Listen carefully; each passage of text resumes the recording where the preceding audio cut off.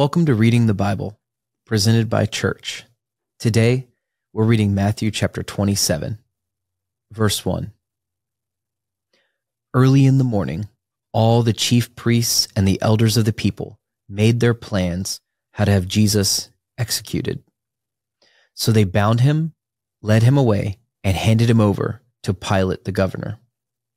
When Judas, who had betrayed him, saw that Jesus was condemned, he was seized with remorse and returned the 30 pieces of silver to the chief priests and the elders. "I have sinned," he said, "for I have betrayed innocent blood." "What is that to us?" they replied. "That's your responsibility." So Judas threw the money into the temple and left. Then he went away and hanged himself.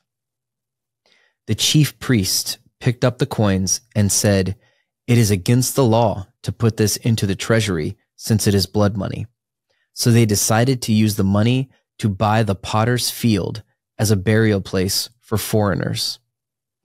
That is why it has been called the Field of Blood to this day. Then what was spoken by Jeremiah the prophet was fulfilled.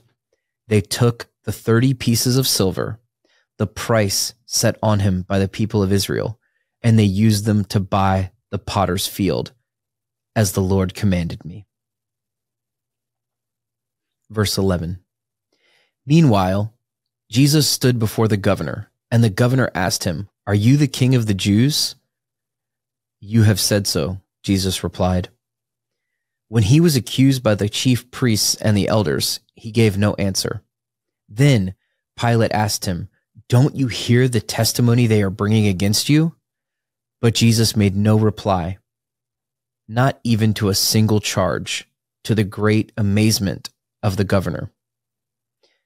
Now it was the governor's custom at the festival to release a prisoner chosen by the crowd. At that time, they had a well-known prisoner whose name was Jesus Barabbas. So when the crowd had gathered, Pilate asked them, "Which one do you want me to release to you? Jesus Barabbas or Jesus, who is called the Messiah?" For he knew it was out of self-interest that they had handed Jesus over to him. When Pilate was sitting on the judge's seat, his wife sent him this message: "Do not have anything to do with that innocent man, for I have suffered a great deal today in a dream because of him." But the chief priests and the elders persuaded the crowd to ask for Barabbas and to have Jesus executed. "Which of you two do you want me to release to you?" asked the governor. "Barabbas," they answered. "What shall I do then with Jesus, who is called the Messiah?" Pilate asked. They all answered, "Crucify him." "Why? What crime has he committed?" asked Pilate. But they shouted all the louder, "Crucify him." When Pilate saw that he was getting nowhere, but that instead an uproar was starting, he took water and washed his hands in front of the crowd. "I am innocent of this man's blood," he said. "It is your responsibility." All the people answered, "His blood is on us and on our children."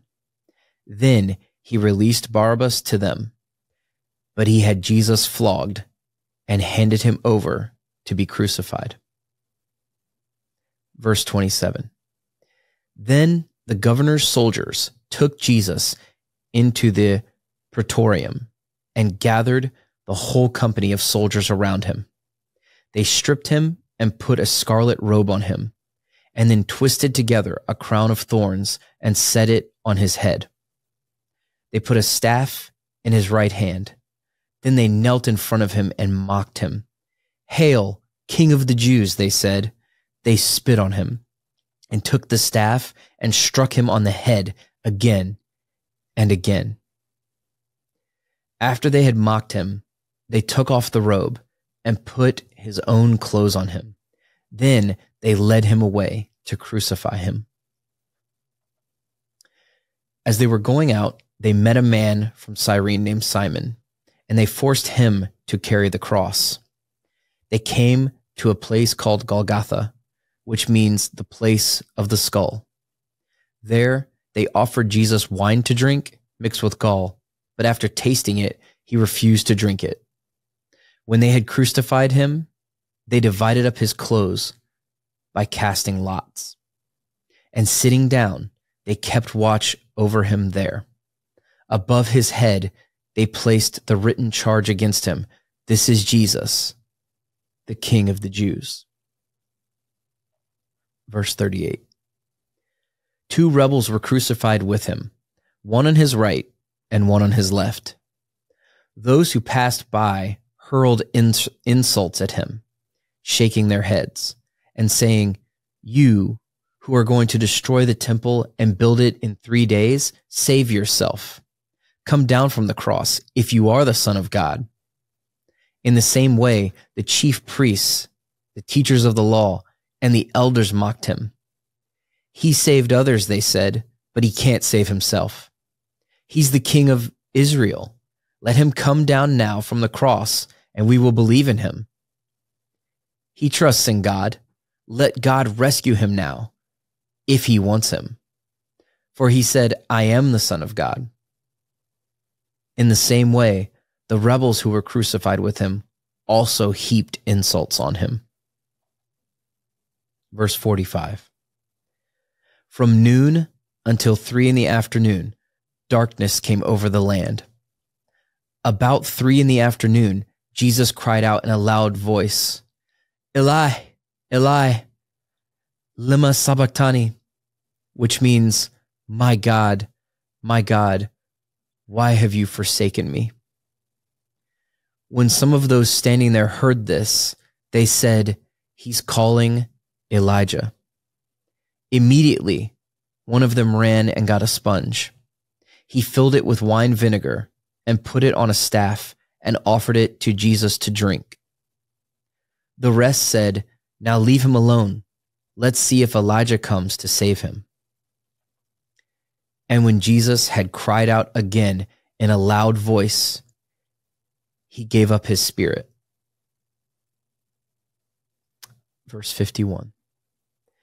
At that moment, the curtain of the temple was torn in 2 from top to bottom. The earth shook, the rocks split, and the tombs broke open. The bodies of many holy people who had died were raised to life. They came out of the tombs after Jesus' resurrection and went into the holy city and appeared to many people. When the centurion and those with him who were guarding Jesus saw the earthquake and all that had happened, they were terrified and exclaimed, "Surely he was the Son of God." Many women were there, watching from a distance. They had followed Jesus from Galilee to care for his needs. Among them were Mary Magdalene, Mary the mother of James and Joseph, and the mother of Zebedee's sons. Verse 57. As evening approached, there came a rich man from Arimathea named Joseph, who had himself become a disciple of Jesus. Going to Pilate, he asked for Jesus' body, and Pilate ordered that it be given to him. Joseph took the body and wrapped it in a clean linen cloth and placed it in his own new tomb that he had cut out of the rock. He rolled a big stone in front of the entrance to the tomb and went away. Mary Magdalene and the other Mary were sitting there opposite the tomb. The next day, the one after preparation day, the chief priests and the Pharisees went to Pilate. "Sir," they said, "we remember that while he was still alive, that deceiver said, 'After 3 days I will rise again.' So give the order for the tomb to be made secure until the 3rd day. Otherwise, his disciples may come and steal the body and tell the people that he has been raised from the dead. The last deception will be worse than the first." "Take a guard," Pilate answered. "Go, make the tomb as secure as you know how." So they went and made the tomb secure by putting a seal on the stone and posting the guard. Matthew chapter 27.